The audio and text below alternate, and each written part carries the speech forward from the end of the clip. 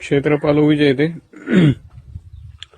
भगवान श्री कालभैरव ज्यांचं कुलदैवत आहे किंवा आराध्य दैवत आहे त्यांना रविवार उपवास करायला सांगतो नेहमी।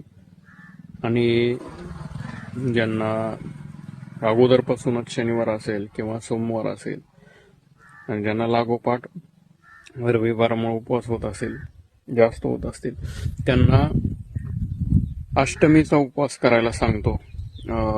पौर्णिमा झाल्यानंतरची जी अष्टमी असते, तर हे उपवास करताना काही जणांना त्या उपवासाचं फळ मिळत नाही, उपवास करतात पण त्याचं फळ मिळत नाही।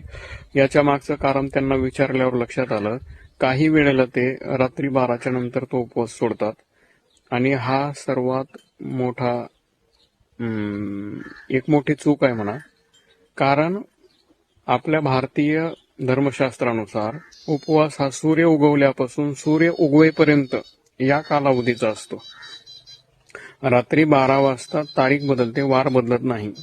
वाराची व्याख्यात सांगितली आहे, उदयात उदयम वार, सूर्याचा उदय झाल्यापासून दुसऱ्या दिवशीचा सूर्य उदय होईपर्यंत जो कालावधी असतो त्याच कालावधीला वार असं म्हटलेलं आहे।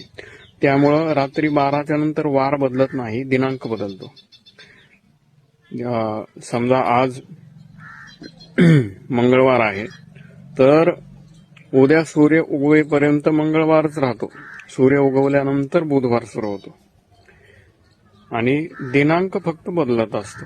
तर त्यामुळं रविवार असेल, अष्टमी असेल, रात्री 12 वाजले, चला आता संपला उपवास, हे या पद्धतीने उपवास जर केला तर त्या उपवासाचं फळ मिळत नाही, तो अर्धा उपवास झाला।